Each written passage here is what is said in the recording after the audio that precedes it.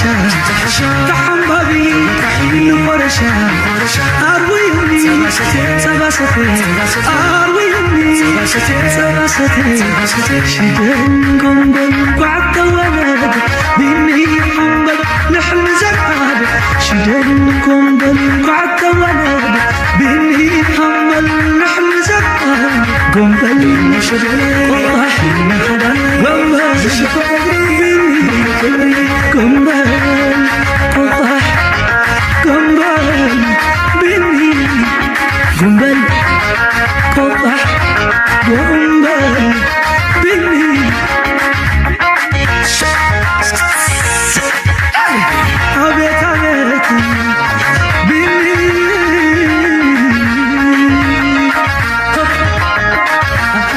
سمم كل هزسني من مكر وزحني فرحين الندامي بنك إدو وحني ولك على بايك اللي دمي غوك عسل محاويك اللي نعوتها بني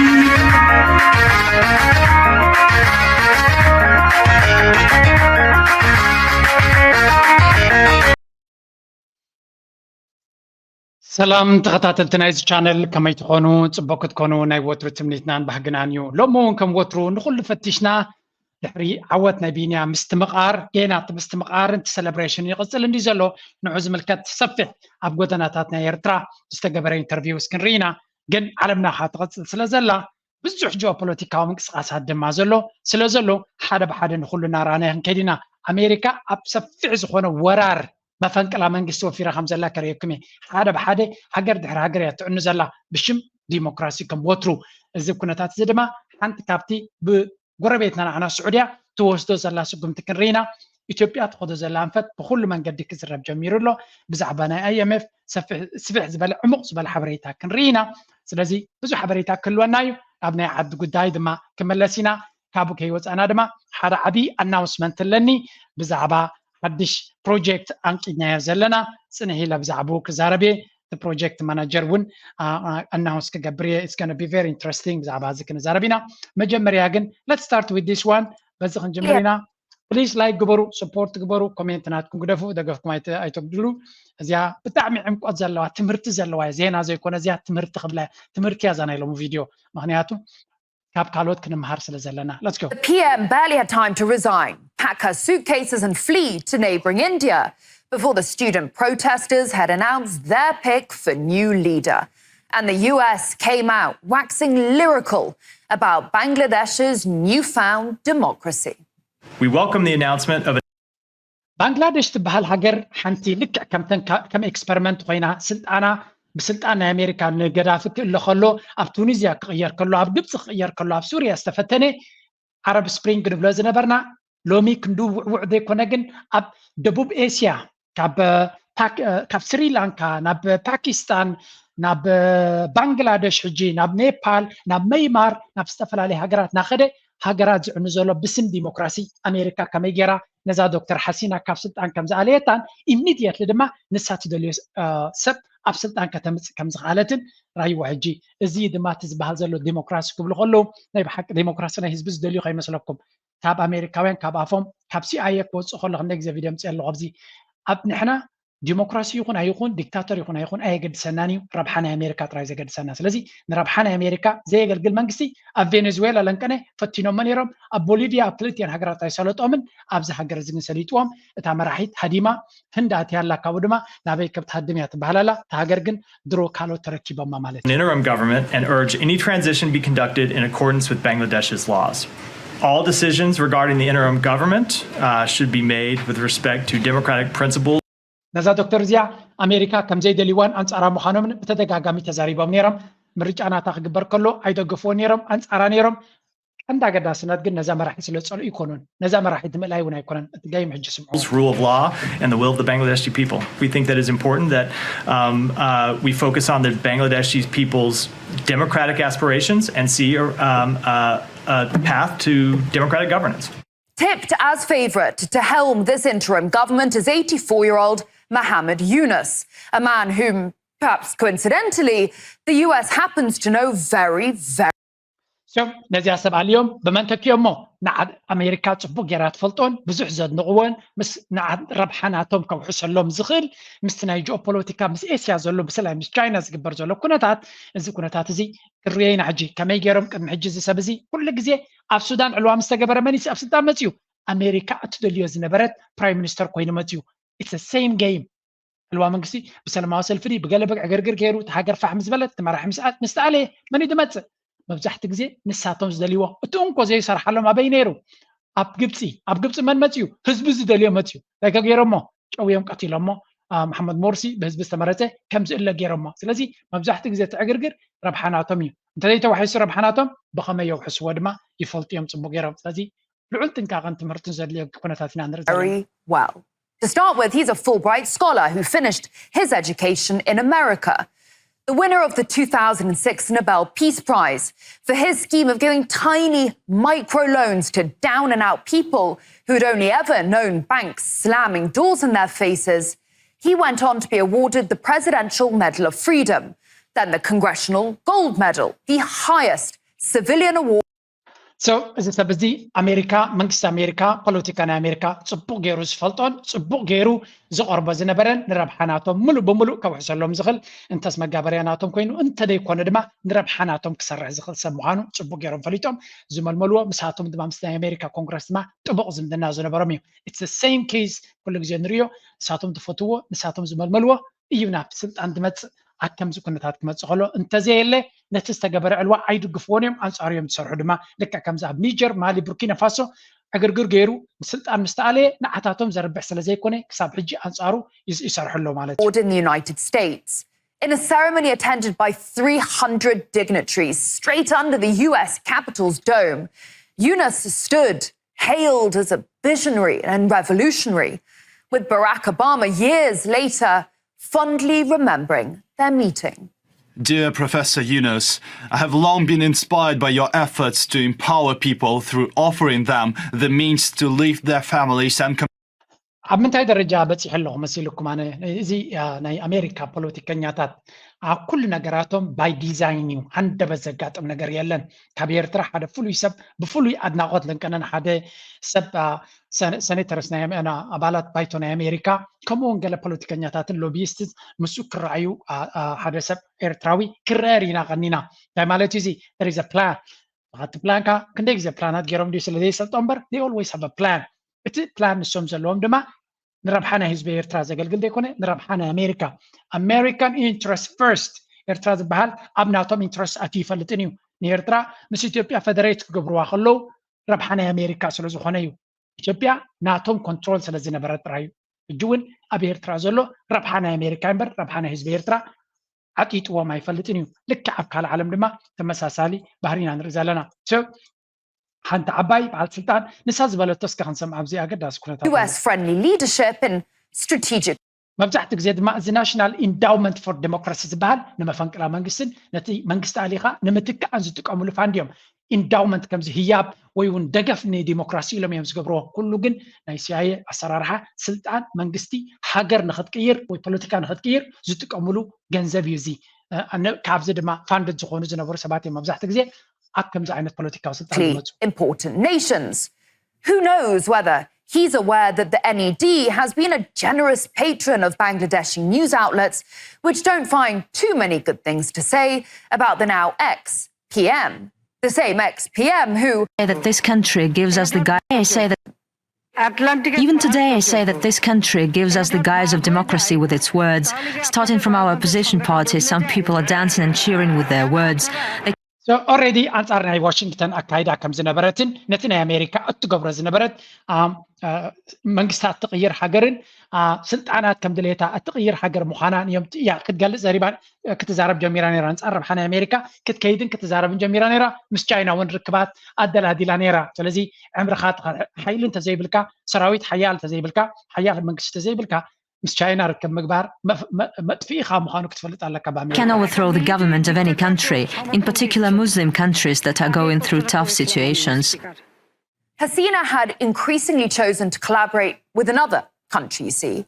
China. Only a month ago, she was in Beijing signing dozens of documents and... You see? ቅድሚ ኣብ 10 ጁላይ 2024 ኣብ ቻይና ዓበይቲ ዲልስ ትገብር ነይራ guess what ኣብ ውሽጢ ወርሒ ስልጣና ገዲፋ ከም ትሓድም ገይሮማ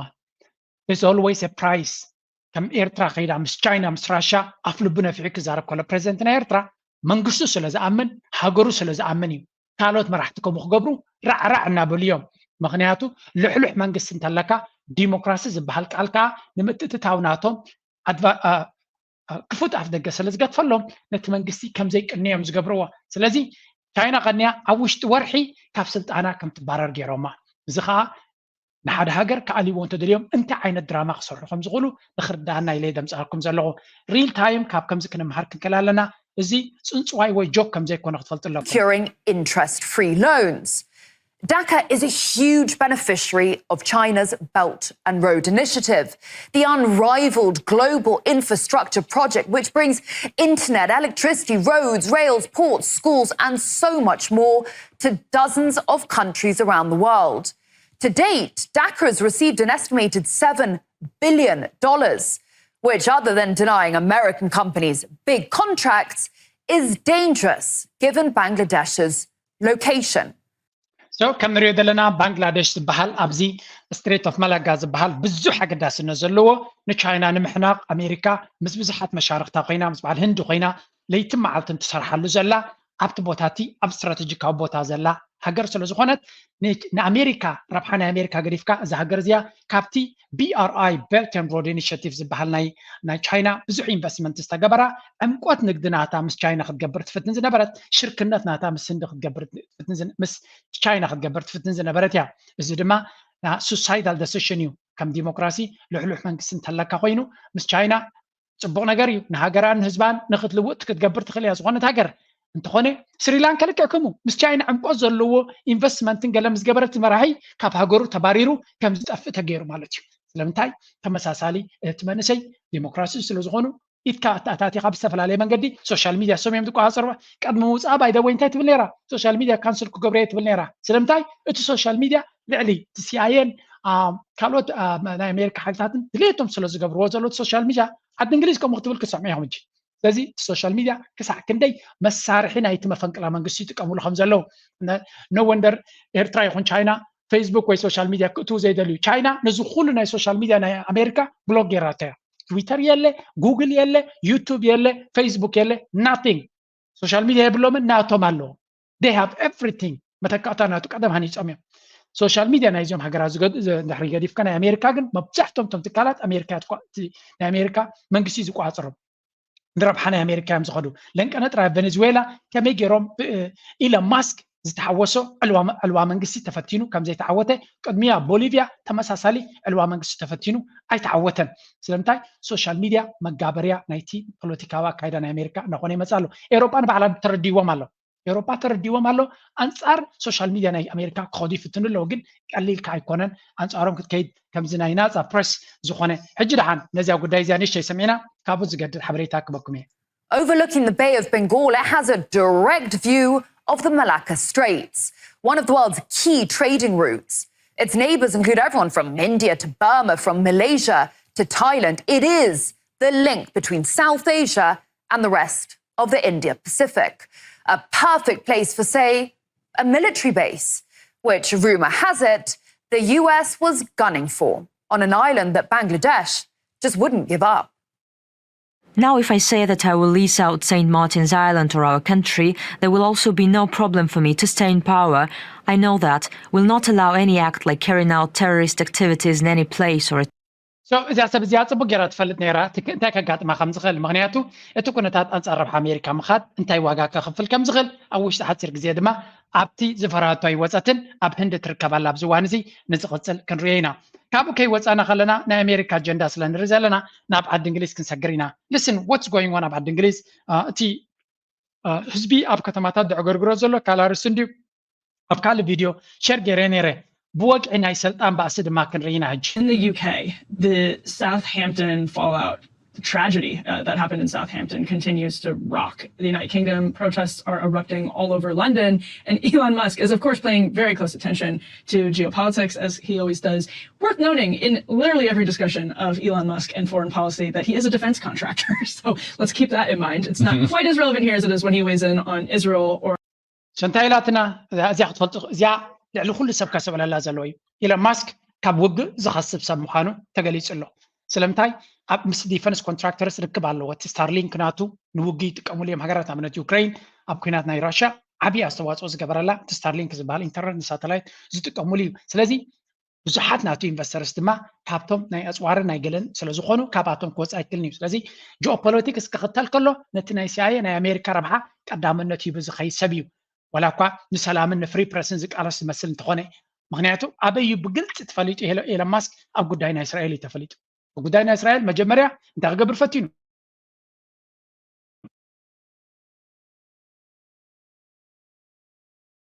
policy that he is a defense contractor. So let's keep that in mind. It's not quite as relevant here as it is when he weighs in on Israel or Taiwan and China, but always worth noting here. Now, Elon Musk has been all over. Let's actually just put E1 up on the screen. This is an article from Politico Europe. The headline is UK PM slams Elon Musk for saying far-right riots are, quote, inevitable. So a spokesperson for Prime Minister Keir Starmer came out and said there was, quote, So Elon Musk ኣብ ዝዋር እዚ ምስ መራሕቲ ናይ ሃገራት ፊት ንፊት ክበኣስ ክፀራረፍ ቻሌንጅ ክገብር ንርኢ ኣለና እዚ ኸ እንታይ እዩ እንታይ ዓይነት ስልጣነ እንታይ ዓይነት ፅልዋን ከም ዘለዎ ሰብ ዚ ክትፈልጡ ክትክእሉ ኣለኩም ኢሎን ማስክ ትዊተር እቲ ኤክስ ዝበሃል ፕላትፎርም ናትዩ ናቱ ጥራይ ኣይኮነን ልዕሊ ከባቢ 190 ሚሊዮን ፎሎወርስ ኣለዎ ስለዚ ናቱ ሓበሬታ ልዕሊ ዝኾነ ይኹን ፕሬዚደንት ናይቲ ሃገር ተሰማዕነት ዘለዎ እዩ ወይ እውን ሼር እንትኸውን ነፍሲ ወከፍ ፖስት ናቱ ኮሜንት ዝገበሮ 10 ሚሊዮን 50 ሚሊዮን 30 ሚሊዮን 5 ሚሊዮን ብሚሊዮናት እዩ ዝረአ ስለዚ ኣብቲ ሃገር ዓብ ፅልዋ እዩ ዘለዎ ኤክስ ድማ ኣብዚ እዋን እዚ እቲ ዝዓበየ ኒውስ ቻነል እዩ ኮይኑ ዘሎ ኣብ ኩሉ ዓለም ሶ ነዚ ኪር ስታርመር ዝበሃል ናይ ፕራይም ሚኒስተር ናይ ዓዲ እንግሊዝ ብዙሕ ግዜ ቻሌንጅ ገይርዎ ንስኻ ነቶም ራይት ዊንግ ዝበሃሉ ደቂ ዓዲ እንግሊዛውያን ትውፅዖም ኣለኻ ነቶም እስላምን ስደተኛታትን ተቐድም ኣለኻ እናበለ ይዛረበ ኣሎ እቶም ደቂ ዓዲ ኢሎን ማስክ ከምኡ ኢሉ ከተባብዖም ከሎ ወይ እውን ኣብ ኤክስ ናቱ ከም ድሌቶም ክገብሩ ከፍቅደሎም ከሎ እንታይ ክገብሩ እዮም ኣንጻር ህዝቦምን ብፍላይ ድማ ከምኡ ዘተባብዕ ሰብ ተረኺቦም ስለምንታይ ከም ዝገብር ዘሎ ኢሎን ማስክ ኢንተሊጀንት እዩ ንብረት ናቱ መን እዩ ዝገዝኦ ስደተኛ ኣይኮነን ዝገዝኦ ዘሎ ደቂ ዓዲ እዮም ዝገዝኦ ወይ ይፈልጥ እዩ ኣንጻር ቻይና ይዛረብን ክንደይ ግዜ ተዛሪቦም እዮም ንቻይና ብሕሚ ኢልካ ክዛረብ ኣይክእልን ምክንያቱ ቻይና ብጎረሩ ክትሕዞ ትኽእል እያ ንሱን ተስላ ናቱን ሳይበር ትራክ ናቱን ክትጉሕፎ ትኽእል እያ ካብቲ ሃገር ቻይና ድሕር ስለዘይብሉ ንብረት ናይ ሰብ ወላ ናይ ቢዝነስ ናይ ሰብ ኣይግድሶም እዩ ኣብ ፖለቲካ ናቶም ኢንተርፊር ተገይሩ ግሒጦም ከውፅዎ እዮም ቢዝነስ ናቱ ድማ ኣውት ኦፍ ዩዝ ክኸውን ይኽእል ወይ ከዓ ሲግኒፊካንትሊ ክህሰ ይኽእል እቲ ቢዝነስ ናቱ ስለዚ ኣንጻር ቻይና ዝበለት ዝኩሉ ኣሜሪካ ውይ ክትብል ከላ ኣይዛረብን ኣንጻር ቻይና ፅብቕቲ ሃገር እዩ ትብል ረብሓ ናቱ ስለ ዘሎ ናይ ኣፍሪካ ክኾን ከሎ ንብረት ናቱ ዝገዝኦ ኣብ ኣፍሪካ ስለዘየለ ድሌቱ እዩ ዝዛረብ ላቲን ኣሜሪካ ቬኔዙዌላ ኣብ ዝሓለፈ ዝኾነ ዕዳጋ የብሉን ኣታክ ክገብሮም ቀን እዩ ንመን ኢኻ ዝሕጉዝ ኩሉ ግዜ ነቶም ራይት ዊንግ ዝበሃል ወይ እውን ነቲ ዝያዳ እዚ ናይ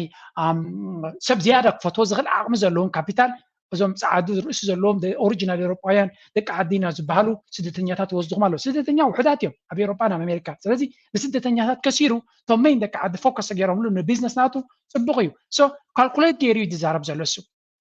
ኤቭሪቲንግ ድማ ኣድቨርታይዝመንት እዩ ዝጥቀመሉ ሶሻል ሚድያ እዚ ክኸውን ከሎ ነዚ ናይ ዓዲ እንግሊዝ ሕጂ ቅድሚ ሕጂ ናይ ኤውሮጳ ሕብረት ኣንጻሩ ከይትፈቲኑ ነይሩ ናይ ኤውሮጳ ሕብረት ኮምፕሊት ዲ ኦፖዚት እዩ ኣንጻር ፍሪ ስፒች ክኸዱ እዮም ዝፍትኑ ነይሮም ኣብ ዩኬይ ግን እዞም ራይት ዊንግ ነቶም ስደተኛታት ክዕምፁ እናፈተኑ ከለዉ ዓመፅ ናይ ስደተኛታት ኣይግድሶን ይሱ ንዑ ዘገድሱ ዘሎ እንታይ እዩ እቶም ደቂ ዓዲ እቶም ኦሪጂናል እንግሊዛውያን ዝበሃሉ ትውፅዑ ኣለኹም ሲቪል ወይ ከዓ ሬቮሉሽን ወይ ከዓ ከምዚ ንሓትሕትኩም ምውጋእ ዘይተርፍ እዩ ብምባል ተዛሪቡ ነይሩ እዚ ድማ ነቲ ዘሎ ዕግርግር ሓዊ ምሕዋስ እዩ እናበለይቲ ፕራይም ሚኒስተር ዛረበ ዘሎ ናይቲ ፕራይም ሚኒስተር እውን ፍሉይ ደጋፊ ኮንኩን ግን ኢን ጀነራል ስደተኛታትን ድኹማት ወገን ናይቲ ሕብረተሰብን ክጥቅዑ ስቕ ኢሉ ዘተባብዕ ሰብ ግን ክንድግፎ ይግባአና No justification for Elon Musk continuing to say that Europe is heading towards a civil war, that the Labour Party's policies and actually the Conservative Party's policies over the last decade plus, and this is something that a lot of excellent writers have pointed out at Unheard, where I work now, are living in fear. I can't lie to you, I'm terrified to be here, I'm extremely paranoid and extremely anxious, but I won't let them think that they've defeated us or, really just feel like we can't, exercise our day-to-day right of just being alive and walking around on our streets. Those are rights the government says. So እንታይ ዝብል ዘሎ እዚኦም ኣስላም ክሳዕ ክንደይ ሓደጋ ይወድቆም ከም ዘለውን ክንደይ ይሽገሩ ከም ዘለውን ክንደይ ፀገም የጋጥሞም ከም ዘለውን ብተደጋጋሚ ገበናት ኣብ ልዕሊኦም ዝግበር ዘሎ እናዓበየ ይኸይድ ከም ዘለውን ስደተኛታት ብፍላይ ኣብዚ እዋን እዚ ድማ ብኩሉ መንገዲ ኣይሆፕ መጠንቀቕታ በፂሕኩም ይህሉ ኸውን ምክንያቱ እቶም ራይት ዊንግ ዝበሃሉ ሓንሳብ ጉራደ ሒዞም ሰብ ክጎዩ ሓንሳብ መኪና ናይ ስደተኛ ከጨፍጭፉ ሓንሳብ ድኳናት ከቃፅሉ ኣብ ሶሻል ሚድያ መፅኦም ድማ እቶም ኣስላም ከምዚ ገይሮምና እቲ ስደተኛ ከምዚ ገይሩና እናበሉ ኩሉ እቲ ፀገም ናይቲ ዓዲ ሕንፍሽሽ ኣትይዎ ዘሎ ናብ ስደተኛ ክሸጥዎ እዮም ዝፍትኑ ዘለዉ ንዓመታት ሰሪዕካን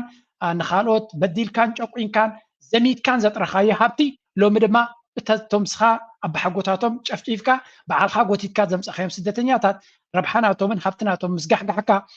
ነቲ ዕድላት ንክረኽቡ ኢሎም ንዝመፁካ ተገምጢልካ ንዓታቶም ተሰልቢጥካ ድማ ሎሚ ከምዚ ይገብሩና ኣሎ ኢልካ ክትዛረብ ከለካ ኢሎን ማስክ ብዛዕባ ክዛረብ ዝግብኦ ኣብ ኣፍሪካ እቶም ዝምዝምዙ ዝነበሩ ፀዓዱ ወዶም እዩ እዚ ኣፓርታይድ ኣብ ኣፍሪቃውያን ፀለምቲ ክምዝመዙ ከለዉ ወዶም እዩ ነይሩ ኣቦ ሓደ ካብቶም መዝመስቲ እዩ ነይሩ ሓደ መዓልቲ ብዛዕባ ተዛሪቡ ይፈልጥን እዩ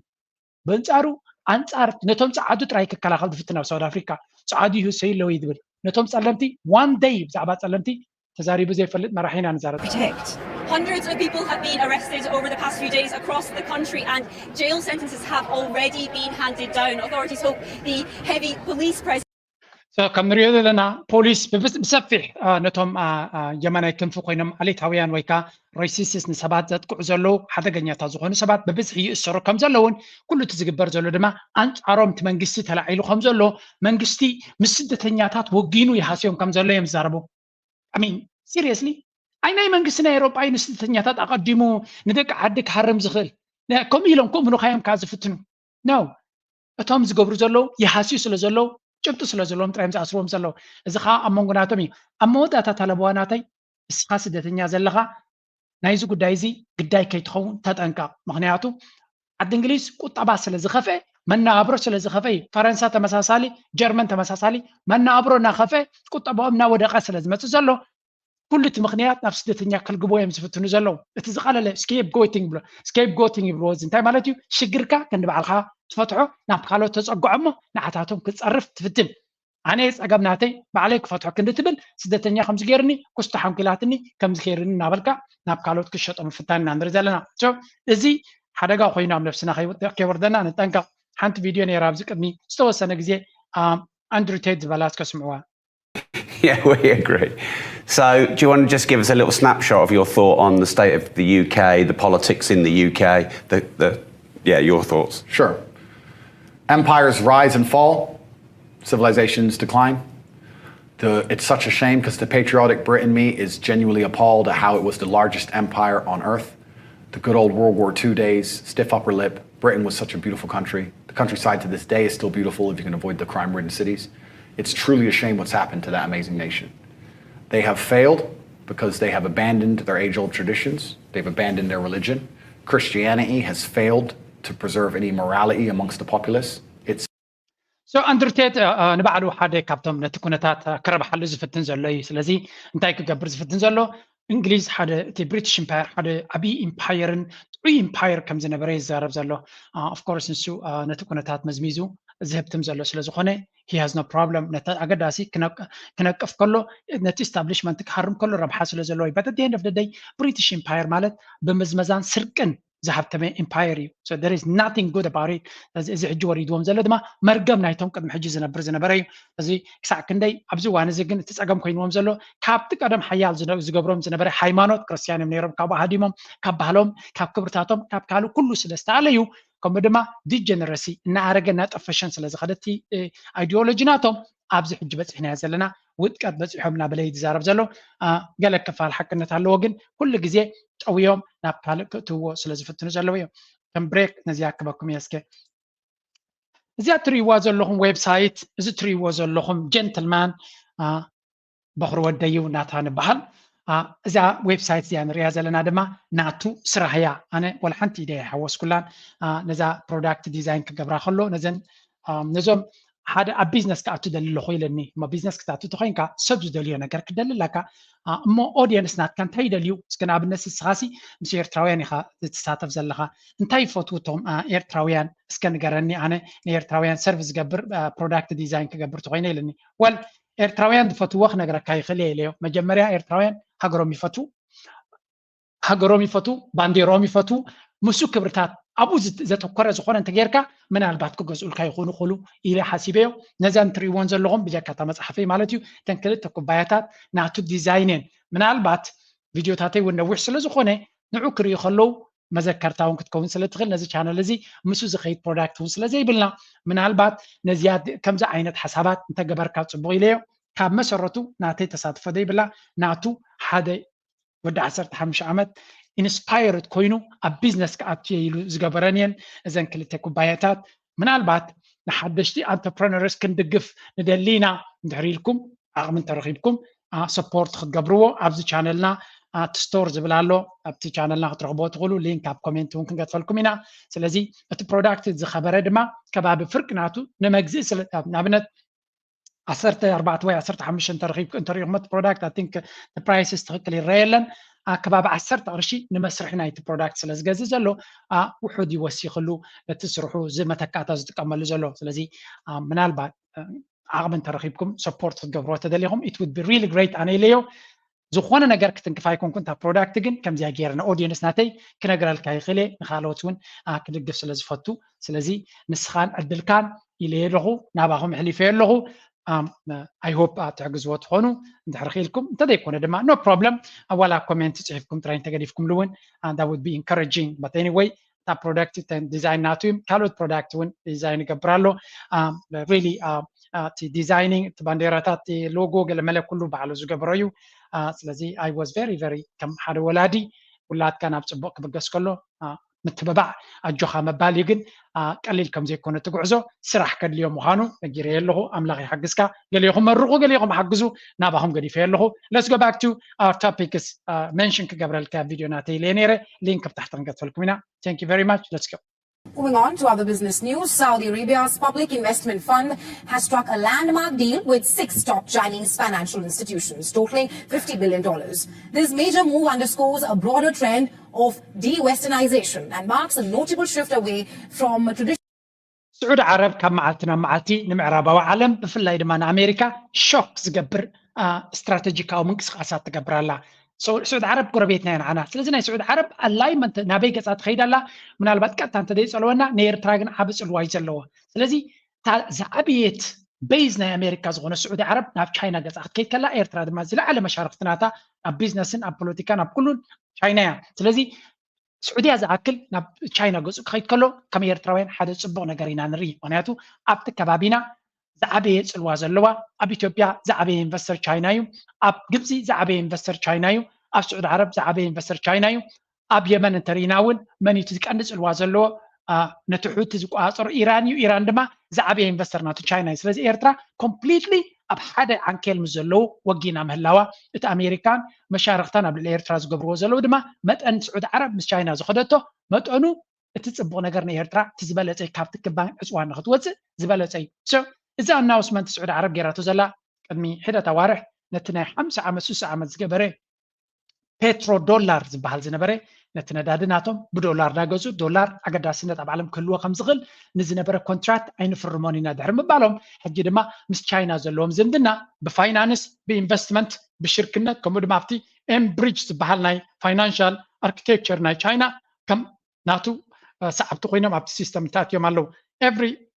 سعودية تقبرو زلا سقمتي ناب تشاينا زخدي ناب راشا زخدي زد ماني يرترا تزبلصي كونتات كفطر الله خمسغل غزي ابقلا انترفيو قد مخلت عمد بريزنت سياسيل نيرو نفس وقف نقدميت كنت متكلنا كونتات نعين نعت محيشن خدلنا يزبلو زنبري كان معلتنا معلتي تقاطم نريا لنا this is a great news نتزوبا مالتي Western financial dominance. The agreements are expected to enhance financial and business ties between Saudi Arabia and China.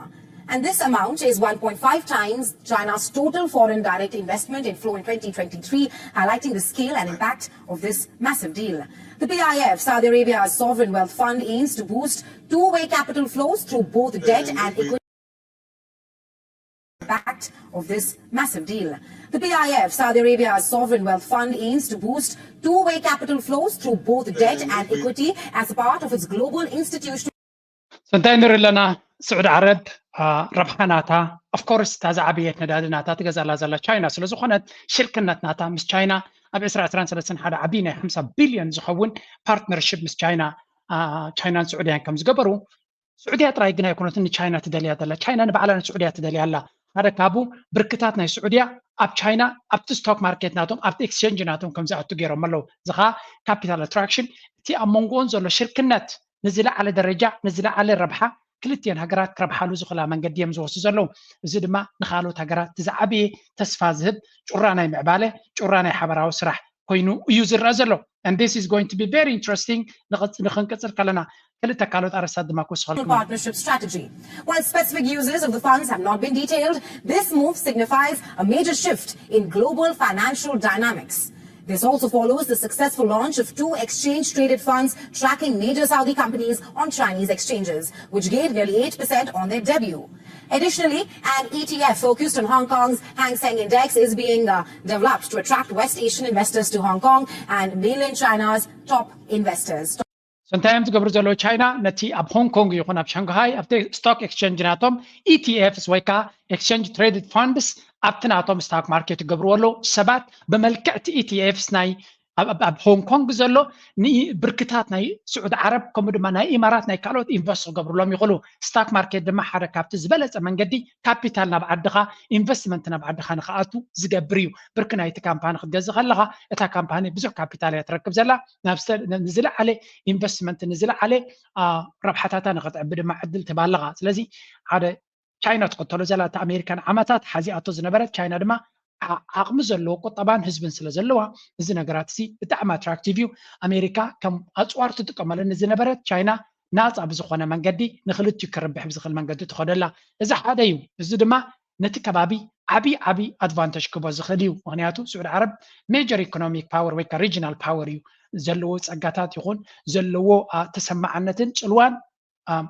بقليل كرز خلا يكون بتزبانا تزل عليه وطبعون كبودما political زلوا زلوا cloud زلوا يزبحال زب قمت بمتاو نسعود عرب من قصاص أمريكا بتعمل حزن مخان السودراء يجنا يكون أمريكا ولا مزجور بابتا سعود عرب تخطلوا زلا زيادة ما بخدتها من قد كريكم يج. Condemn the assassination of Hamas. Well, the Organization of Islamic Cooperation has condemned the assassination of Hamas leader Ismail Haniyeh in Tehran and called it a serious infringement of Iran's sovereignty. Foreign ministers of the Islamic bloc held an emergency meeting in Jeddah to discuss the killing and Iran's response. سعود عرب كأنا أزغني IOS بال cooperation أو OIS بال مثلاً Organization of Islamic States ويكا إسلاميين حجرات بملأن تأكيدا نتكون تهزلوني مع كلام إبراء ويقولنا طب حجرات إسلام قاتي مزلوا كزار عربا مغنياتو إيران إسرائيل ما تقعد تقبر تقينا مبزحتو بالعلى حجراتنا عربي كحلف بجوردان ديك حلف بسعودية اير سبيس نا سعودية ديك هون بعراق ديك حلف بسوريا ديك حلف بزحت حجرات لزلوا إزقو دايز دمان تبولو زوبانا بكينات كوسس لزغل emergency meeting جيروم نيسر ودات وصاينا إيران أبتبوتا تساتيف كم زنبرة سعودية دما نمجمع يجزي بوليتيكاوي مرقص ناتا نيران زدقف مرقص تحزالا كل نأمريكان إسرائيل زقمت ألوم زلوا ني إيران سعود عربن تنكند تسألاتي نير تنكند تسألاتي أمريكا دما نزيز الذي كند مسارح ربحنا تغيراتو زنبرتها معناته إيران حياة سلزخونت السعودية نحن خلق خلقكمنا أسوار كنبكمنا وتهدراتنا تناجرنا كانت حنوكمنا بمبال أمونغون زلو تسلي ناوغهارت نعمتات سعود عرب دما كم قبر مالسي نتنداري ناتا بدولار تراي كم دشيا كيرانيرا زبز حنداري زلوا هاجر وين سلزنبرت الجن تكون تات سلز تغيري أمريكا نداد الشيء سلز جمرت نتناي السعودية زنبرت كبرتات قد فجميرة أمريكا جميرة تتمحداك السعودية دما نداد ناتا قدامي تتجازى زلا تشاينا لازم تشاينا يركب زكدسا مس أمريكا يكون كأمريكا نسومي ماس أرز جزمبر أمريكا كابوم تجوز أنجريه بالله نداري شو تقولون برشة ما تورادرتهم كينو ماله سلازي سعود عرب ربحاناتا مس راشا مس تشاينا وقينو الله بزوانزي سلازي تايت قبرالا أرتكبابي سكات ناتا كتوجدل تفتنا الله سكات ناتا دما إيراني نيرو إيران دما تشاينا دما نتسقات زنبرة إيران مشارقتها سعودية دما مشارقتها نخلتين مشارقتها سلازخونكم بجاهم حدا جاي تكبر أبز كبابي ببات نعتاتهم ني إمارات ني إيران نسعودية نخلاتهم أب حدا بلوجيرا نابيتياتهم نا بريكسيتياتهم زي حبراو شركنت حبراو كتباوي متحب باركمون جبت وثيقة نبمل أنتن حيالاتنا عرب أبريكسيتياتهم الله زوزو بازي ناي سلامن ناي معبالن كون الله بمبال دما مساتن سفع زغون انفستمنت تكبر الله ኤግዛክትሊ እጂ ድማ ኣብዚ ፖለቲካዊ ኩነታት ድማ ንኢራን ስዑድ ዓረብ ክድግፋ ይረአ ኣሎ እዚ ከዓ ንመጀመርያ ተራእዩ Israel fully responsible for the attack on Hania. Iran has blamed Israel and vowed revenge. Israel has neither confirmed nor denied responsibility. Author and Middle East analyst Laura Blumenfeld is joining me now for more on this. Thanks for joining us. So we saw Saudi Arabia stepping up to defend Iran's sovereignty at this meeting. And that's despite the fact that the two countries are sometimes described as arch rivals. ንኤውሮጳውያንን ኣሜሪካን ዘገርም ዘሎ እዩ ስዑድ ዓረብ ንኢራን ኣብ ውሽጢ መሬት ኢራን ዝተፈፀመ መጥቃዕቲ መራሒ ናይ ሓማስ ስለ ዝተቐተለ ልኡላውነት ናይ ኢራን ከም ዝተደፈለ ስለዚ እዚ ድማ ክኹነን ዝግብኦ እስራኤል ዝወሰደቶ ስጉምቲ ክኹነን ዝግብኦ እዩ ክትብል ካላ ስዑድ ዓረብ ተኣክል ነቲ ከባቢቲ ኣብ መንጎ ክልቲአን ሃገራት ዘሎ ኩነታት መመሊሱ ወላ ብሓዊ ይፍተን ከም ዘሎ ዝኩሉ ንሪኦ ዘለና ወለቕ ዘለቕ ነቲ ቻይና ጌራቶ ዝነበረት ክቕፅልዎ ዶ ይኽእሉ ወይስ ክብተን ንኽእል እናተባሃለ ብዝተፈላለየ ይፍተን ኣሎ ግን ኣብ ኩሉ ሰርቫይቭ እናገበሩ ነቲ ኩነታት እናሓደስዎም እናጠንከርዎን ይኸዱ ኣለዉ ድሮ ናይ ዲፕሎማሰኛታቶም ምምልላስ 3-4 ግዜ ተገይሩሎ ኦልሬዲ ኣብዚ ኩነታት ናይ ፈለስጢን ካብ ዝጅምር ጥራይ ስለዚ እዚ እውን ሓደ ካብቲ ነቲ ጂኦፖለቲካ ናይ ዞባና ዓብዪ ፅልዋ ዝፈጥር ዘሎ ኩነታት እዩ እዚ ጥራይ ግን ኣይኮነን ነዚ ንእሽተይ እሞ ክንሰምዖ ድሕሪኡ ኣብ ካልእ ሃገራት አፍሪካ ክምለስ እየ Something shifting here? It's a fascinating event today. Yes, they are reconciled recently, actually by China helped broker that. Reconciled, but they are still rivals. So the question is, what is the significance for this 57 block statement, joint statement? I mean, on the one hand, you could say it's worrying that they're rubber stamping some kind of retaliation, which would lead to further escalation. On the other hand, the positive view, which I take, is that by acknowledging what Israel has done, Israel hasn't claimed responsibility for it, but by acknowledging their hurt, it takes away the sting and need for revenge. Often, what a country needs. ስለዚ ኩሉ ትኮለል ትብሎ ዘላ ንእስራኤል ንምክልኻል ኣንጻር እስራኤል ክዛረቡ ስለዘይክእሉ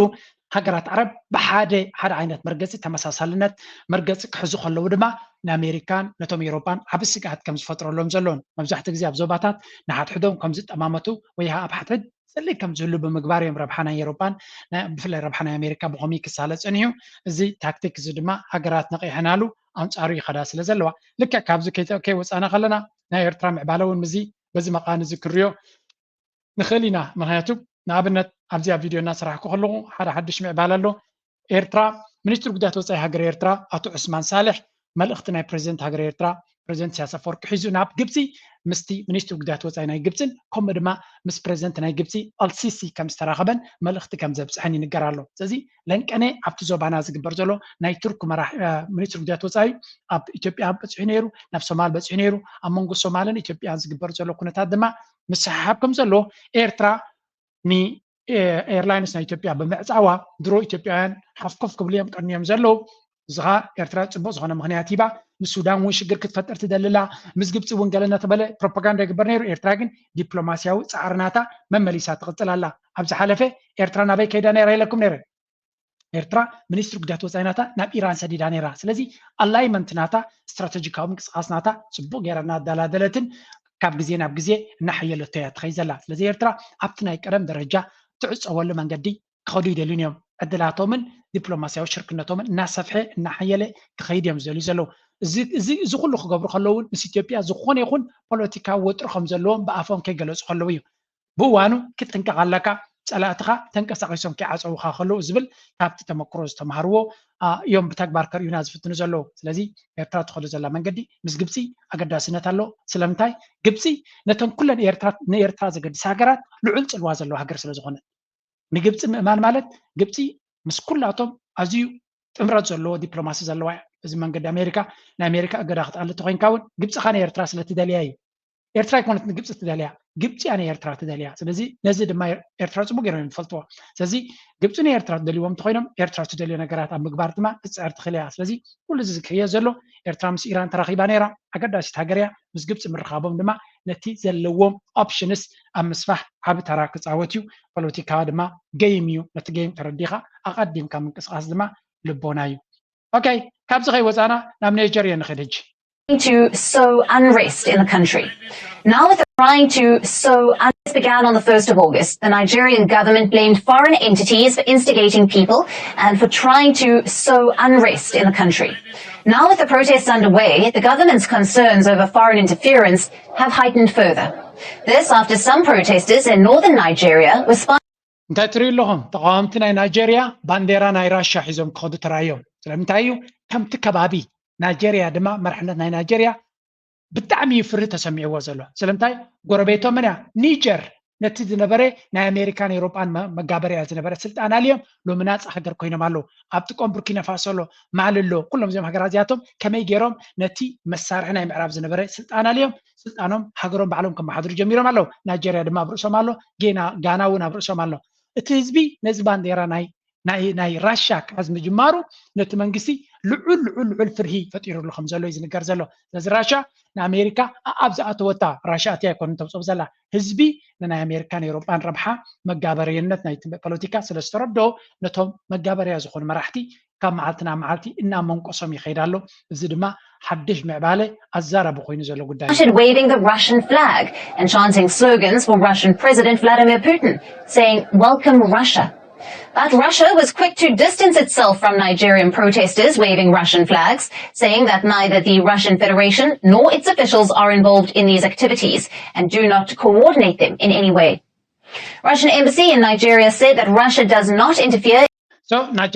Russia ግን ትክክለኛ ከም ትክክለኛ ሓደ ሓላፍነታዊት ሃገር እዚ ኩነታት እዚ ኢድና የብልናን ኣብ ጉዳይ ውሽጣዊ ጉዳያት ናይ ሃገራት ኢድና ክንቱ እንደልና ስለዚ ህዝቢ ናይጀርያ ዝገብሮ ዘሎ መንእሰይ ዝገብሮ ዘሎ ምሳና ርክብ የብሉን ንሕና እቲ ሃገር ብሰላማዊ መንገዲ ጉዳያ ክትፈትሕ እምበር ኣብ ፖለቲካ ናይቲ ሃገር ጣልቃ ክነኣትዋ እንደልና እዚ ከዓ ፅቡቅ መግለፂ እዩ ዋላ ሽዑ ግዜ ህዝቢ ይፍተ ናይጀርያ ዘለዎ መንግስቲ ህዝቢ ናይጀርያ ጥራይ ክፈትሖ ዘሎ ኣሜሪካ ክትኣትዎ የብላን ወላ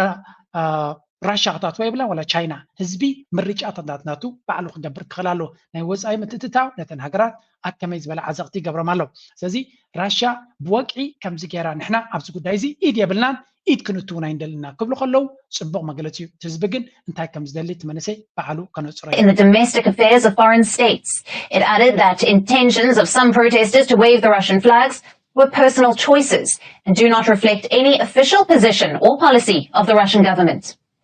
Russia also expressed respect for Nigeria's democracy, acknowledging peaceful protests as a right, acts of violence. The Nigerian government has said it will not tolerate calls for coups or protesters waving foreign flags. Nigeria's military chief also called waving Russian flags a treasonable offense and said those found guilty will be prosecuted. Authorities have arrested a number of people in the Kano city in connection with the incidents of waving Russian. So, እዚ ንሪኦ ዘለና ናይ ባንዴራ ናይ ናይጀርያ ናይ ራሻ ኣብ ናይጀርያ ምስቶም ሰልፈኛታት ምርካቡ ናብ ካልእ ነገር ክምዕብል ከም ዝኽእል ፈሊጦም መንግስቲ ናይ ናይጀርያ ሰራዊት ናይጀርያ ሓለፍቲ ናይ ናይጀርያ ኣብ ዓቢ ራዕድን ሻቅሎትን ከም ዘለዉ እዩ ዝንገር ዘሎ እዚ ግን ንዓታቶም ጥራይ ኣይኮነን ዘሻቅል ዘሎ ካልኦት ሃገራት እውን ብተመሳሳሊ ክሻቀላ ጀሚረን ከም ዘለዋ ንኣብነት ካብኡ ከይወፃና ከለና ነዚያ መክሰማ ድሕሪኡ ኣብ ኢትዮጵያ እውን ከምኡ ዓይነት ሻቅሎት ክዝረብ ከም ጀመረ ክንሰምዕ ኢና flags during the protests. In recent years, Africa, especially the West, has been witnessing an increase in Russian influence. Junta-ruled states of Mali, Burkina Faso and Niger rejected the West and pushed out their troops, favoring Russia for its security. Nigeria's End Bad Governance protests were launched nationwide on the 1st of... So, ከምቲ ኣብ ጎረባብቶም ዝረኣይዎ ብፍላይ ምዕራብ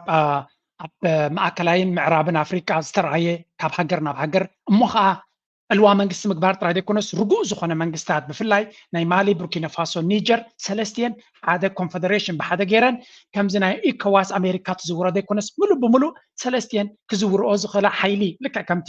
ኤርትራ ኢትዮጵያ ሶማልያ ገይረንኦ ዝነበራ 2018 ክልቲአን ካልኦት ግን ዓቕሚ ስለ ዘይብለን ነፍሰን ዘይመሓድራ ስለ ዝኾና ካብ ኤርትራ ዝሊቐን ከይደን መሳርሒ ናይ ካልኦት ኮይነን ዘለዋ ሶማልያ ከይፈተወት ኢትዮጵያ ድማ ብወለንተኣ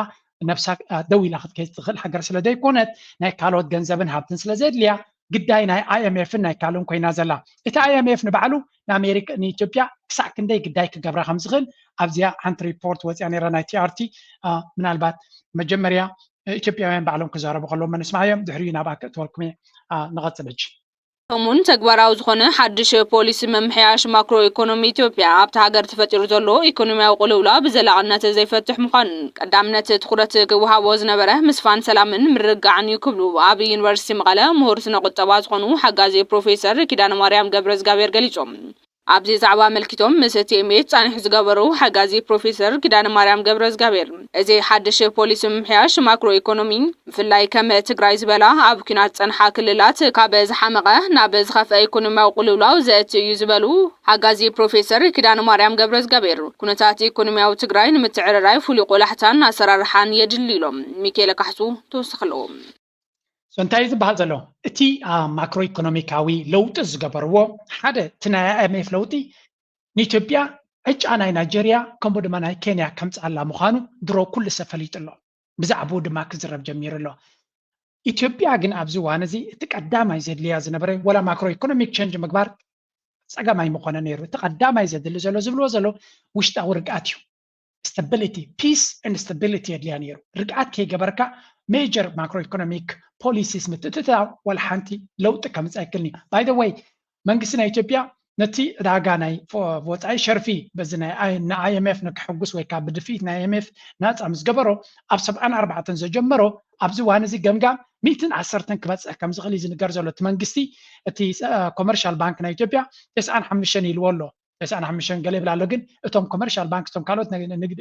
ባንክታት ነቲ ኤክስቼንጅ ሬት ኣብ 110 ከባቢ በፂሑ ከም ዘሎን 130 ካብቲ ናይ ፀሊብ ዕዳጋ ዝነበረ ንላዕሊ ንታሕቲ ከም ቆልቁል ከም ዝኽእል እሞ ኣከባቢ 130 ብር ንሓደ ዶላር ኣውጥጦ ክብል ከም ዝኽእል 57 ዝነበረ እቲ መንግስቲ ቀደም ዶላር ከሽርፈልካ ተኮይኑ እቲ መንግስቲ ንዝኾነ ይኹን ትካል ኢንተርናሽናል ትካል ድዩ ኢንስቲትዩሽን ኮርፖሬሽን ዶላር ክበ ተኮይኑ 57 ብር ይዝብ ነይሩ ሕጂ ግን መንግስቲ እንታይ ይገብር ሓንቲ 100 ዶላር ሓንቲ ዶላር ክብዎ እንተኮይኖም እቶም ትካላት ክንደይ ክቦም እዩ 130 ብር ክቦም እዩ ብኻልእ ኣዘራርባ ሰብ ዶላር ነቲ ሃገር ኮንትሮል ክገብርዋን ዝደለዩ ንክገዝኡን ዓቕሚ ክህልዎም እዩ እዚ ከዓ ነቲ ዘሎ እቲ ዶላር ዘይብሉ እቲ ደሞዝ ናቱ ብብር ዝኸፍል ዝነበረ መነባብሮ ናይ ዋጋታት ሰማይ ይደይብ ዘሎ ስለምንታይ ዶላር ብከምዚ ዋጋ እንድሕር ትረኽቦ ኮንካ ካብ ደገ ተምፅእ እንድሕር ኮንካ ላዕሊ ክድይብ እቲ ንብረት እቲ ዶላር ዘይፈልጥ ብደሞዝ ናቱ ድማ ብብር ዝኸፈል ዘሎ ኣከመይ ዝበለ ሓደጋ ክወርድ ይኽእል ብፍላይ ድማ ሰራሕተኛ ናይ መንግስቲ ቤት ትምህርቲ ድዩ ሕክምና ዝሰርሕ ዘሎ እቲ ኖርማል ፕራይቬት ትካላት ዝኣክል ኣጀስትመንት ቀልጢፈን ገብራ ኸላ መንግስቲ ግን ክንዱ ክገብር ስለ ዘይክል ዝበዝሐ ሰብ ድማ ኣብ ከምኡ ስለ ዝነብር ዓብ ሽግር ከጋጥሞ ከም ዝኽእል እዩ ዝንገር ዘሎ ባት እዚ እቲ ፕላን ንሶም ኣውፅኦሞ ዘለዎ እዮም ናይ IMF ሓንቲ ቪድዮ ነይራ ኣብ ዝረኣይዋ ምናልባት ካብኡ ክንመሃር ንኽእል ኢና Fund IMF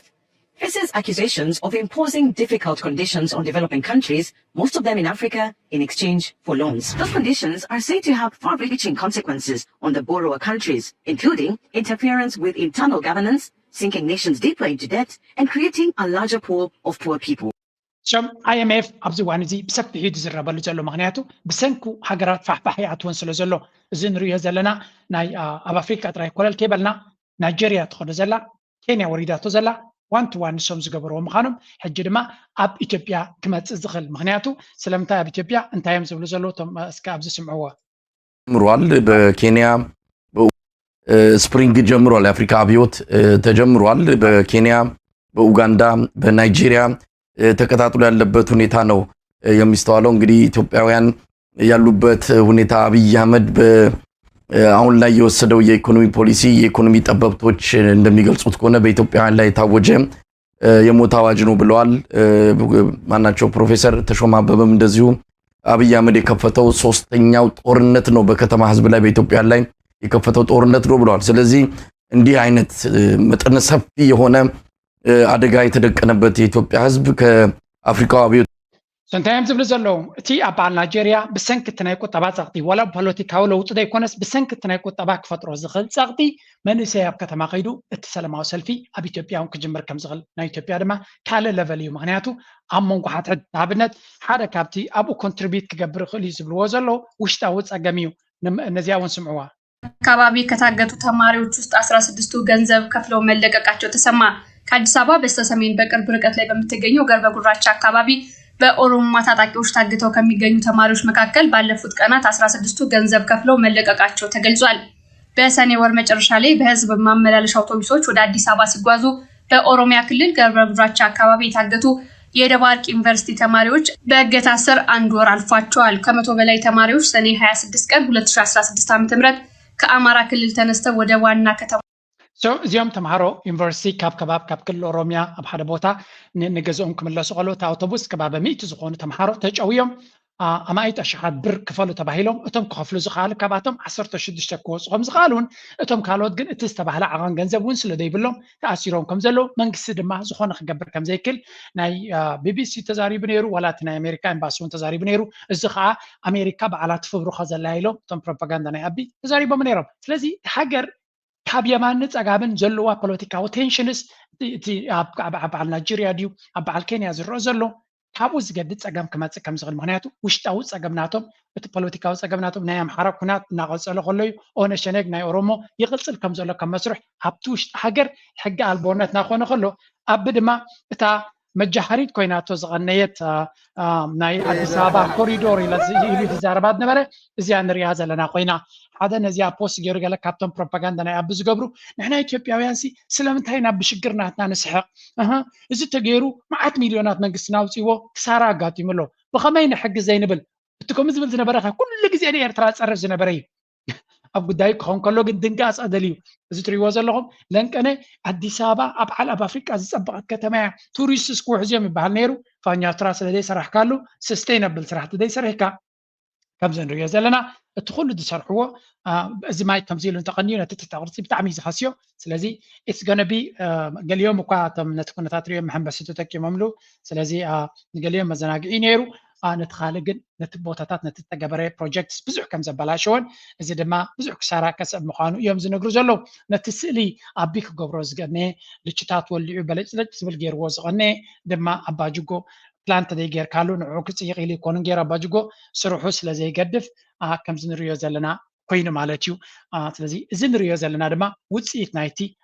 ሃታ ስእሊ ናይ ዓለም ንኽትቅይር በቋራጭ ንምዕባለ ከም ዘለካ ከተርኢ ዝፍተን ሱር በተኻዊ ምስቲ ህዝቢ ቀዳም ሰላምን ርግኣትን ኣብ ውሽጥኻ ሰላምን ርግኣትን ድማ ምስ ጎረቤትካ 10 ግዜ ኣፍ ደገ ባሕሪ ካዶ መሬትካ ዶ ክንወርድ ኢና ካብ ትብል ጉዳይካ ፎከስ ጌርካ ስራሕ ምስ ኤርትራ ፅቡቅ ጉርብትና ምስ ሶማልያ ፅቡቅ ጉርብትና እንተገበርካ ድማ ነገራት ይቐለልካን ይጥዕመካን ብሓፈሻ ግን እቲ IMF ከምዚ ተሸሪባ ንዘላ ሃገር እንታይ ዓይነት ፀገም ክፈጥረላ እዩ እናበሉ እዮም ዝዛረቡ ዘለዉ An American professor who worked as IMF's chief economist says the lender gives loans to countries with exploding debt to GDP ratios. Simply put, the IMF extends loans to countries already struggling with existing debts. Rogoff gave the example of Ghana. So, እቲ IMF እንታይ እዩ ዝገብር እዮም ዝብሉ ሃገራት ክሳዕ አንቀረን ዕዳ ዘለወን መተንፈስን ዝሰኣና መሊሱ ኣብ ዝገደደ ሰልሚ ከም ዝኣትዋ እሞ ኤግዛክትሊ ኣብቲ ዝሕመን ቦታታት ወይ እውን ክቋፅሮ ስለ ዘይክላ ነቲ ፖለቲካ ናተን ንክቕይራ ነቲ ምሕደራ ናተን ንክቕይራ ነቲ ኣካይዳ ናተን ንክቕይራ ኩሉ ዘድልዮም ድማ የሳልጡ ምክንያቱ IMF መኒ ፋንደርስ ናቶም ምዕራባውያን ሃገራትን ኮርፖሬሽንን እዮም ስለዚ ነቲ መንግስቲ ቀይሮም ኣብ ረብሓ ናቶም ይእትዎ ጋና ተመሳሳሊ ፀገም ኣጋጢምዋ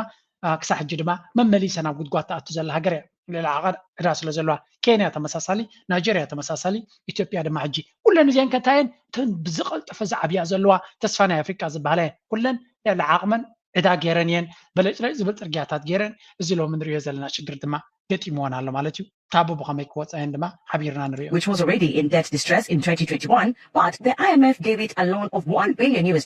for post-COVID-19 recovery. The IMF, in its assessment report of Ghana in July 2021, said, while noting that risks to Ghana's capacity to repay have increased, IMF's executive directors concurred that they are still manageable. In May 2023, the IMF added, the president said IMF's conditions were like putting a matchstick on explosives. In Kenya, the IMF had in July 2022 asked the East African nation to remove maize and fuel subsidies introduced by the then president, Uhuru Kenyatta. Upon assuming office in September 2022, President William Ruto removed the subsidies, saying they were an economic burden. In December that year, IMF approved Kenya's ከም ንሪኦ ዘለና ሓንቲ ድሕሪ ሓንቲ እተን ሃገራት ነቲ ዝነበረን ፖሊሲ ነቲ ድኻ ነቲ ትሑት ደረጃ ንምሕጋዝ ዝግበር ዝነበረ ኩሉ እለይዎ ኢልዎም መምስኣለዩ ድማ እተን ሃገራት ኣብዚ ሕጂ ዘለዎ በፂሕና ኣለዋ ኢትዮጵያ ድማ ኤግዛክትሊ ዝፅበያ ዘሎ ከምኡ ውሽጣዊ ሰላምን ርግኣትን ስኢና ከላ መመሊሳ ንህዝቢ ከለዓዓል ዝኽእል ፖሊሲታት ናይ IMF ክትገብር ክትፍትን እያ ኣብ መወዳቱ ናበይ ክበፅሖም we don't know ሕጂ ናብቲ ናይትና ጉዳይ ክንሰግር ኢና ሶ መጀመርያ መሰጋገሪ قنبل قطح حدا قنبل قطح قنبل بني قنبل ناتم سبات زي نريو زلنا حزب تري واللهم نحزب إيرترا أبزع عمت زي نريو زلنا تريو ولا نتومنا إيرتراويان نبل كمان زجرمي يقين زلوا كند زي حزب تعدل له يلوز أمن سبعين برا تعدي ترحى تريفا سبي بلا أتوم قربابتنا نبحق الشوك كينهم كم زلوا فلتي أنا بزوانزي مغنياتو ات بروباغندا زسمعو زنبرو سبي بلا عدد رحيايا اننا ندبحالو زنبر نذكر يخلو حزب ترى ያለው አደ ኮነስ ክሳክ እንደይ ፍቅርን ሓድነትን ከም ዘለዎ ኣብ ገርባብትና ክባልዑና ወዓሉ ከሎ ህዝቢ ኤርትራ ግን ከመይሉ ካብ መዓልትና መዓልቲ ንመዓልትና ጽነቱ ናይ ቢና ዓወታት ናይ ገለመለ ብዘይ መደብ ክሳክ እንደይ ኣሻሓት ኣብ ጎደናታት ወፅዩ ሰለብሬት ይገብር ከም ዘሎ መንእሰይ ኣብ ደገ ክወፅእ ኣይክን ዝብሃል ዝነበረ ኣብ ቅድሚ እቲ ዘረባናቶም ኩሉ حسوت كوينلو بين دما نيرترا تزبل ጸጋ ኮይኑ ዋላ ኣብ ዝዋን እዚ ክንብል ንደፍር ማለት እዩ ንቐጽል እስከ ኣብ ጽርግያታ ዝግበር ዝነበረ ኢንተርቪው ንስማዕ እስከ انا خم تسريو ዘለኹም እዩ ሰላም ከመይ ሓዲርኪ مرحبا እዚ ናይ ቢናም ግርማይ ሓውና ጽምብል ከመይ ይስማዓክሎ ብጣዕሚ ሓጎስና ወሰን የብሉን ኣፍሪካ ብሙሉእ ተሓጉሳ ኣፍሪካ ብሙሉእ ተሓጉሳ ወሰን የብሉን ክንድም እንታይ መኽብለክ نشحات هنا تحقشنا هنا زي يرترا كله تحقش حقشنا وصلنا يقولون تعمل رايو زي كل زي رايو زي ما عرف نتاي مجلسي تحقشنا هنا نقع بالسلام عاتوي نقع حقشنا وصلنا يقولون يا ما عرف ناي وحكي زتري ناي وحكي زجر مكاني غري بينا ما منكو صعدو خويني يخن زعوت حيزنا مصي زلو زيت صبيه نغري لندن كاب لندن مصينا لنا نبينا هريا مع سخمتها قدم صومون تور دي فرانس تخططي لك وديخا خمسة مالتي نعو او وديخا بعد خمسة خان بينا من المقبال اب بيرثدي تمالي راي كنا قل لو ما عاد نقبل لنا اغاطامي انا كلي مرت مال بحسب سيلبريت مقبر كيا مس بينا اكزاكتلي دعن ما عندي حلفو جينا قنياتي زلو درجه حتى بينا منامونتو تا غزي اندا تقربت يتخيدلا كما يلو زحواهو كما يسمعك له حزبي كله وتي زلو هاو صبغالو everything is peaceful asmara كل سبب تحقق خطري أدرس بلاكا and then you know thank you بني عودنا حفاش كمزي لهم كاب دقمت يوم مسز بانكس هاتفو خلو نزي كمزي عينت وراي ليدم سؤانه توم ندي تقبرو زلهم شانلات ناي بحكك كبرتي هبلنا حزب إيرترا من وشت مسحاتو كمزي غيرو موصوه كمزي لهم كزاربو خلو اتبزي زلو ما مليس هنتو ينات كسمعيو نحدد معكاتو يتعلامة دما كما يغيرو توشت زلو حزبي اتراكت يقبرو نزدق زلو نخاطو نتي قطبا نتي حبرتسب او كساتف دما عبي حاجز كجبري خليو كابزي أنا لعلقن أتازل على كبر كباز دلخو حنت فيديو لاتني I hope I can find it easily نابكر باقن كربايكم كنت فيديو جن let me search it حنت نجر شركة جبر دليل اللغو كابت كله نجاربون العلي نزيان ناس معكم سنهم جز صرح بنا بزقاتامي كابي خمتري أمريكا كابي ستيت مينيسوتا بزحت يرتراين بزلو مليون كاب بفلي أبكرنا أفريقيا خبزلو حجرات مليون كابي يرترا كابي إثيوبيا صبغ بحفشة تهزبي عاوزلو بفلي دما لومي مرقبينا بناي بينام ناي تور دي فرانس عاوزات وحيزنا مسيدو لو قتلا مالي نايلو مركنا قتلا معتي ونغيرنا زلو So نذا حمد تري ود الله مستفل عليه celebration دي زلا كمل أسألكم يه نزيا حفتنا جن كابتو كله زرا ولن كنه أب نايرترا ويب سايت واتسينيرو شبايتاتكم علىكم كابود وز إذا حبريت هذه إذا حفتنا أبغزي vacation ناتابير تراز كبرته هذا كابتي زل على كبر زقبعة زل على سابرينا سلموني شما vacation إلى نايرترا مسكدت بفلايتم استمعاركم تمرتو دوساتكم عدلنا تمرتو زرقبكم نيرترا كن كيت كلنا كن قبرز قبعنا يو زي حفتنا أبتا فاكيشن ناتا جزية سريعة نا ايتم هرتو سلازخونت بزعبا سايبر سيكوريتي بزعبا كالي artificial intelligence تنك بزعبا استفل عليه تكنولوجيز ملكات أبتا عودتي سلازخونت نتاجرا نتجزيات تكيمة نخلط تصمم وركشوبات نسبات كتب كأنيا زخا هذا كابتي قدوس تكباريو حكايمنا عدك خدو خلو نبحكمنا تجبري ما ينو كم تجبري فلت يتم تخدو نفسه كفسب كيلا بتعاقمو أبتازر لو أبوتا أبركتك جبر عرفتنا يورحن ثلاثة ولا نسوم من انتقونت مستم أبتا عودتي سخاق تحجزهم تخل مساتهم إهي بمبار أنا كابر كتانا خد جبر لذي نأي عايز ملكات وركشوب هبا نتهم سبات نتهم نعيش منسيات أب حد بوتا نعم تمرتين تمكرو كتم حلالف كم زخالتين زد ما زلا على بركتوكم قبران خل دجاز لنا سبات زي قال جزء بسفي حك قبر لكم يجن زي أرتيكل أب ሻባይት አላ ሚኒስትሪ ሓበሬታና ኤርትራ ኣቶ የማነ ገብረ መስቀል ኣብ ኤክስ ፖስት ገይርዋ ነይሩ ስለዚ ፕሊዝ ከድና ነዚኦም ከምዚ ዝገብሩ ቢግ ኮምፕሊመንት ክንህብ ክንክእል ኣለና ኤርትራ ክንከይድ ከለና ድማ ሓደ ካብቲ እጃምና ክንገብሮ ዝግባአና ነቶም ሰባት ንከምዚ ዓይነት ዝገብሩ ዘሎ ወይ እውን ክእለት ኣለና ከድና ሕክምና እንተኮይኑ ቤት ትምህርቲ እንተኮይኑ ብዘይ ገድስ ኣበይ ዓውዲ ትዋሳ ኣለኻ ኣብቲ ንስኻ ከተድመዓሉ ትኽእል ክትሕግዘሉ ትኽእል ከድካ ሓገዝ ክትገብር ወዲ ባሻይ ንኣብነት እጂ ብዛዕባ እዚ ኣብ ስደት ዝግበር ዘሎ ሕማቕ ተግባራት ነቶም ህዝቢ እናዓከበ ክሳዕ ክንደይ መንእሰያት ይብረዙ ከም ዘለዉ ክሳዕ ክንደይ መንእሰያትና ይህሰዩ ከም ዘለዉ ዝገልጽ ሓበሬታ ንሰባት ኣኪቡ ኣብ ዝተፈላለየ ቦታታት ትምህርቲ ክብሪ ኣለኹም ሓደ ቅዱስ ተግባር እዩ ምክንያቱ ደገ ዘሎ ውሽጢ ዘሎ ሰብ ነዚ ብደገ ዘሎ ቫይረስ ከይለኸፎ ከሎ ኣቐዲምካ ከተንቅሖን ክትምህሮን ክትክእል ኣለካ ምክንያቱ ፅባሕ ንጎ እዚ ነገራት እዚ ከም ገለ ኢሉ ነቲ ሰብ ክለኽፈልና ይንደልና ካብ ጌጋ ፀገም ከይመፀካ ከሎ ክትከላኸሎን ክትነቅሓሉን ከለኻ እቲ ዝበለፀ እዩ ነዚያ ንስማዕ ብኣጌርና እውን ክንውዲ ኢና ናፅነት ከዓ ካልኣይ እዚ ሓጎሰይ ወሰን የብሉ ብዘይ መፀን ተሓጒሰይ ወርሳይ ንዓኹም ትብል ዓለም ናይ ወሓቂ ይቐኒልና ከምዚኣ ንሪኣ ዘለና መግለፂ ይብሉን ሓጎሰይ ትማል ኣትሒዘ ብዚኣ ውዒለ ሎሞ ብዚኣ ውዒለ መግለፂ ክገልፆ ይክእልን እየ እዚ ካልኣይ ናፅነት እየ ድብላ ምክንያቱ ምስ ዓለም ስለ ዘላለየና ኣነ ልክ 24 ጉንቦት እየ ድብል እቲ 4 ፅባሕ ጉንቦት ከምዚኣ ስለ ዝኣተኹ ኣነ ካልኣይቲ ናፅነት እየ ነቲ ህዝቢ ከምዚኣ ገይሮም ኣብ ጎደናታት ኢንተርቪው ዝገብሩ ዘለዉ ድማ ዓብ ኮምፕሊመንት ዓብይ ኣድናቆትን ክብርን ኣለኒ ምክንያቱ ከምዚ ኢሉ እቲ ህዝቢ ክሕጎስ ከሎ ሓጎስ ናቱን ስምዒታት ናቱ ክገልፅ ከሎን ከምዚ ኢልና ክንሪኦ ከለና ነቶም ኣብዚ ቻነል ዘለኹም ልዑል ሓጎስ ከም ዝስምዓና ሓበን ከም ዝስምዓና ብኒ ድማ ንህዝቢ ኤርትራ ውሽጢ ዝነበረ ሓጎስ ደገ ውፅኡ ንክገልፅን ኣብ ጎደናታት ከይዱ ክስዕስዕን ከምዚ ዘለዎ ድማ ይቐፅለሉ ጥራይና ንብል ጌና ከይወዳእኹ ከለኹ ኣገዳሲት መልእኽቲ ላትኒ ምክንያቱ ኣብዚኣ ቢንያም ከምዚ እናበለ ከሎ ኣማንኤል ገብረ እግዚኣብሄር ክሳብ 2026 ዝኸይድ ኮንትራት ናቱ ምስ ሊድል ትሬክ ከም ዘናውሐ ዝገልፅ ሓበሬታ ሕጂ ርፀኒሀ ብቪድዮ ክቅርበ ይከኣልኩ ናብ ዝመፅእ ክገብረ ስለዚ ኣማንኤል ገብረ እግዚኣብሄር ምስታ ጋንቱ ሊድል ትሬክ ትበሃል ኮንትራት ናቱ ክሳብ 2026 ከም ዝተናውሐ ይንገር ኣሎ ሓንቲ ብልፅቲ ናይ ወርልድ ቱር ዝኾነት ክለብ ንሓደ ብሉፅ ኣትሌት ናትና ንክልተ ዓመት ተወሳኺ ኮንትራት ከተነዋሓል ከላ ካብ ልቢ ንሕጎስ ኩላቶም ድማ ከምኡ ዕድላቶም እናሰፍሐ መፃኢዮም እናበርሀ ክኸይድ ከሎ ድማ ህዝቢ መመሊሱ ይሕጎስ ስለዚ ኤርትራ ኣትራክቲቭ እናኾነት ትመፅእ ኣላ ካብ መወዳእታ ለበዋ እዛ መፅሓፈይ ኣበይ ክንረኽባ ንኽእል ትብሉ ዝነበርኩም ድማ ኣብዚኣ ኣላትኩም ንሳ እውን ምዚ ናይ ወደይ ኦንላይን ሾፕ ገይርዎ ኣሎ ሊንክ ብታሕቲ ንገትፈልኩም ኢና ናትኩም ሰፖርት ድማ ብኩሉ መንገዲ